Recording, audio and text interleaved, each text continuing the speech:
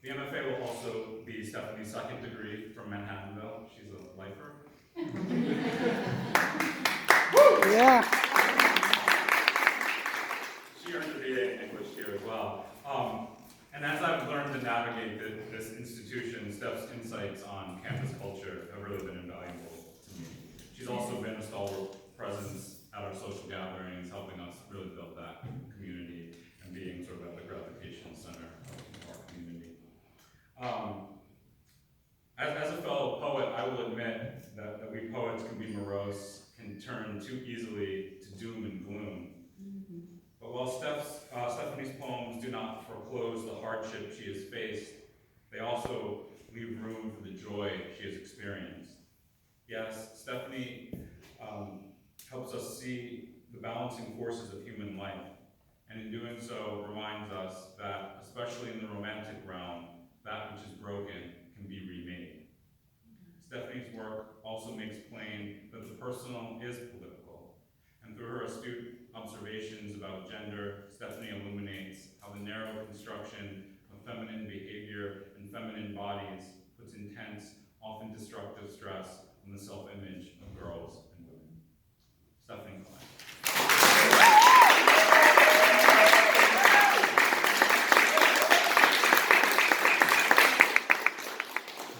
Wow, thank you, Ian. I'm going to cry. That was very kind. First, I want to, oh my god, I'm emotional. Sorry. That was really nice.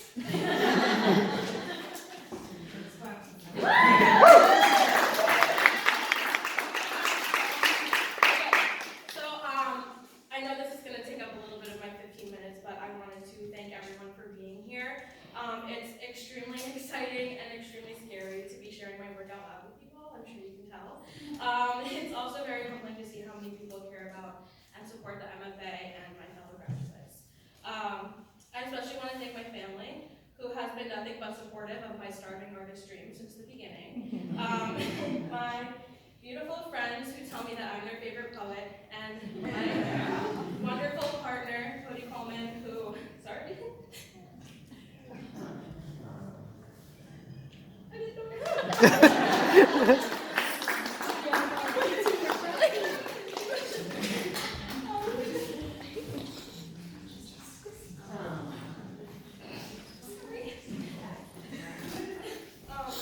Without his encouragement and reassurance, I never would have come back to school or found my calling. Sorry. I'm so embarrassed. I've made it through these past 3 years. I also want to say congratulations to my fellow graduates, Sarah, Haley, and Steph. It's been an absolute pleasure to get to know you all and watch your work take shape over these past 3 years. And I'm very proud to be standing up here to read alongside 3 very talented writers and 3 very wonderful people. Carly, I'd like to say thank you to you as well, because you've been a constant support and mentor throughout my time here. And you've helped me realize my career aspirations outside of writing and allowed me the opportunity to spend these years growing and learning, both as an educator and as a person. And I finally want to thank Ian, without whom this reading, my thesis, and the continued success of the Manhattanville MFA program would not be possible. I think I speak for everyone when I say that Manhattanville is very, very lucky to have him, and we are very grateful for all the time, hard work, and care he puts not only into the program, but into the Manhattanville community as a whole. So.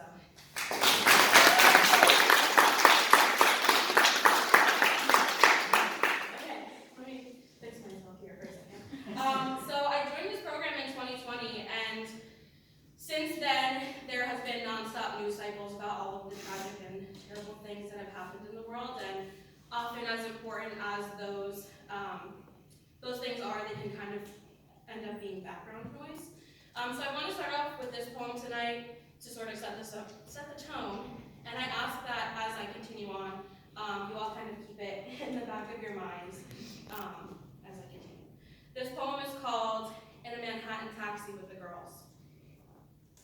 We're wearing too much makeup and too much perfume and giggling about how many Bellinis we can drink during our 90-minute bottomless brunch.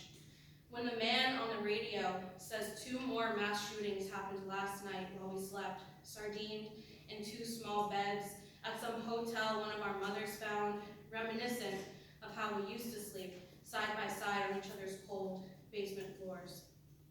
We're silent only for a moment. The driver brings us through Times Square and the radio announcer rattles off the death total for each. From the back seat, someone says, "I've always felt safe here." And it's like I can hear the gunshots and screams, see the people hitting the sidewalk outside the M&M store with their hands clasped over their necks, see the crowd trampling over each other, a panicked school of fish climbing over our taxi. Outside my window, a young family speaks a language I haven't yet learned, smiles up at the Broadway billboards and big lights, and I fear for them. Have to stop myself from rolling down the window and telling them to get out of here. Run now, and run fast, and don't turn back around. The taxi turns away before I get the chance. The girls have already returned to their conversation. The radio announcer has already moved on to the latest celebrity divorce.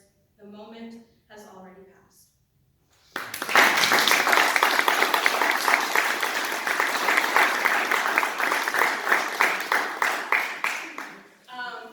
Something I'm incredibly interested in is this monotony of routine as I've moved past my undergraduate career and kind of moved into adult life. It's been very heavy on my mind, and I often find myself daydreaming about breaking free of that, so this poem is about that. This is Spotted Flying Woman. I'm terrified of heights, but every once in a while I get the urge to skydive, thinking true freedom must only come when there is nothing tethering me to earth but gravity. Not the doctor's phone calls, not Friday's paycheck, not even the tire pressure light on my dashboard. I write my to-do list on sticky notes all over the apartment.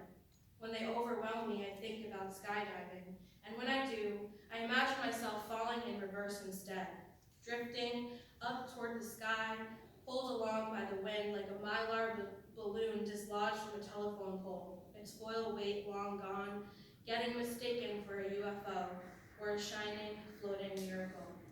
They'll think I'm otherworldly. They'll think I'm a god. They'll tell themselves I couldn't possibly be real.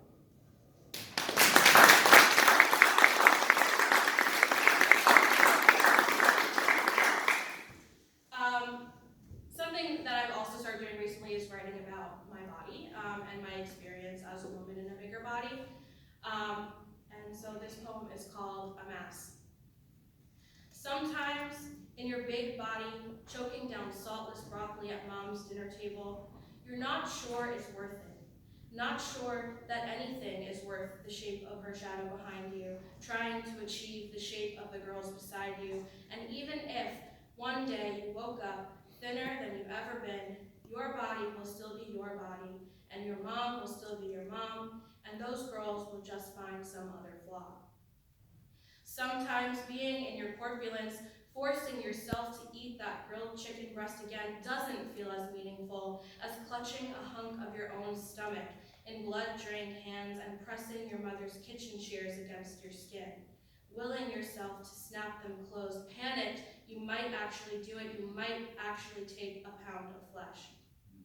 Sometimes you try to hide your fatness, covering your chin with your shirt collar, consuming less food than your body desires when company visits, wearing too big clothes you convince yourself will make you invisible, all so that the boy you like, or restaurant waitresses, or supermarket strangers might not notice that you're fat, even though you are, and everyone can see that. All the time, you're fat, your body inescapable, but at every turn, someone's telling you to leave it behind, far, far away where they never have to see it again, as if walking out of your skin and into an acceptable body is even a possibility, as if they don't know how many times you've tried to alter, accommodate, reinvent yourself, as if you're not even a person, just a frame. Too much mass for their taste, too much to see, too much to handle, too much to treat with courtesy, too much. And you think if they keep it up, someday you might finally wither away into insignificance, into nothing.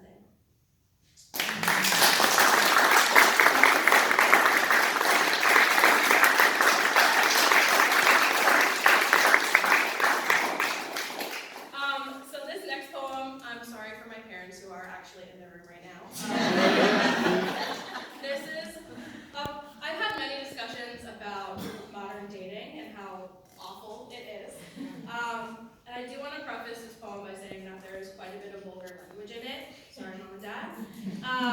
And letting you know that everything that is said in here are real things that people have said. I think that's important to note. This poem is called Tinder Boy. Okay, Tinder Boy is kind of cute. Tinder Boy's bio says he's 6 feet tall, which really means he's 5'10" and thinks I won't notice. Tinder Boy is holding a fish in one of his pictures, but I can look past that. Tinder Boy and I have the same favorite song and are only 5 miles apart. I say hi to Tinder Boy, and he says he was looking for more of a sexual first message. Yeah. Tinder Boy says, I can steal his sweatshirt after we do it. Tinder Boy asks me if it's the size of the boat or the motion of the ocean that matters most to me. Tinder Boy says my boobs are bigger than his future. Tinder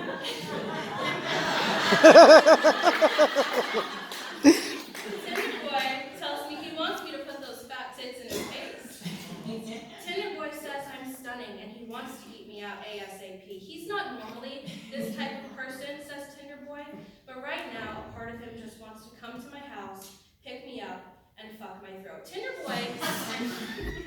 Boy isn't embarrassed, doesn't say sorry, doesn't acknowledge what he's done. I'm not normally this type of person, but I tell Tinder Boy he's repugnant. I say, I'm more concerned about the life vest that will save me from the overcompensating waves. I say, I know I'm stunning, and no thank you. I say, I have enough clothes of my own. I say, yes, they are bigger than your future. I say, my body is not for you, not for you, not for you.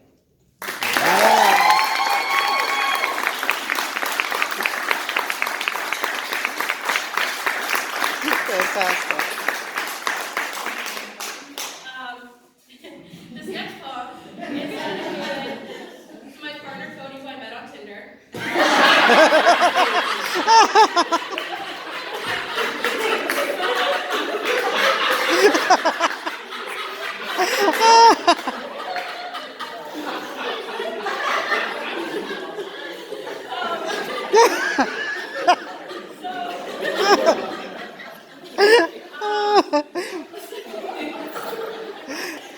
He's not every dating app story is a horror story. He is the best man that I've ever met in my life, and I know he's going to be very embarrassed that I'm reading this poem about him, but it's my favorite. So, this is called Eat, Vomit, Pray, Love. It only took a bottle and a half of Malbec before he was hunched over in the bathroom. The big ziti we'd eaten over candlelight, now watered down by stomach bile and toilet water. Crushed saltines littered the floor, their crumbs caught in his beard. I circled my palm against his back, fed him sips of ice water to swish and spit. And when he pulls his head out of the toilet to look at me, cheek resting on porcelain, crusted over vomit yellowing the corners of his mouth, sweat freckling his forehead, he smiled. I'd never seen someone look so lovely.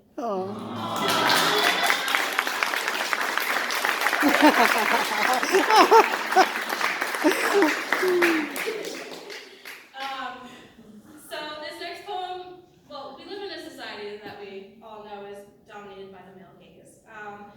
It's present in our media and kind of trickles down into our lives as women. So this next poem is a critique of that and also a celebration of women uplifting each other. So this poem is called I Wasn't Written by a Man. I wasn't written by a man. I was written by a woman, and she loves the heavy pouch of my belly and my full, round cheeks. It's written into the plot that my hair never cascades down my back. I've bitten my nails to stubs. I always look confused because my right eyebrow sits higher than my left. And I never, ever, one more for good measure, ever shave my legs if I don't have to. I was written by a woman and she loves me. Thinks I'm perfect. I'm not her manic pixie dream girl. If I were, I'd have been written by a man. I'd have a flatter stomach, a fatter ass, and perfectly perfect tits. If I were, you'd find me deep and mysterious. You'd fall for my quirky attitude, tiny button nose, and incessant need to philosophize life by exposing my traumas. You'd be the only one who grew or benefited from my existence. Oh, and did I mention? I'd be hot. I'd be so hot, so irresistible. I'd be the girl next door with porn star lips and the perkiest chest you've ever seen, and I'd wear simple, modest clothes, and you wouldn't be able to help undressing me with your eyes. I'd play your video games or collect Star Wars action figures, and I'd exist solely for you. When I died or chose another man, the book would end, lesson learned, I'd cease to exist completely. But I wasn't written by a man, I was written by a woman who loves me, who has included pieces of herself in me. Because of her, I am complete. I am doted on, I'm allowed to grow, exist, pick flowers, I'm allowed to be fat and delicate, big and dainty. Because of her, I am not the comic relief friend. I was written by a woman who understands that I am 10-dimensional and puts them all onto the page. She wrote me to be indiscreet, unafraid of my femininity and proud without hesitation. I was written by a woman who made sure I'd have a sequel, an entire series, a whole existence. Because of her, I can experience the gamut of what life has to offer without a man's hindrance. Because of her, I am absolute. I was written by a woman, and thank God for that. Yeah.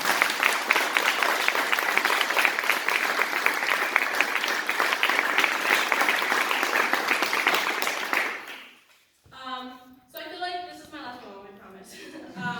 I feel like this last one really kind of brings things full circle. I want you all to maybe think back to the first poem that I read this evening. There are so many terrible and important things that are happening in the world right now that can sometimes fall into the back of our minds, whether or not we mean them to, as our day-to-day lives continue on. But as all these things are going on, we still feel insecure, we still go to work, and we still fall in love. So I hope this poem leaves you feeling full. This poem is called In the Back of the Lecture Hall. The lights are off.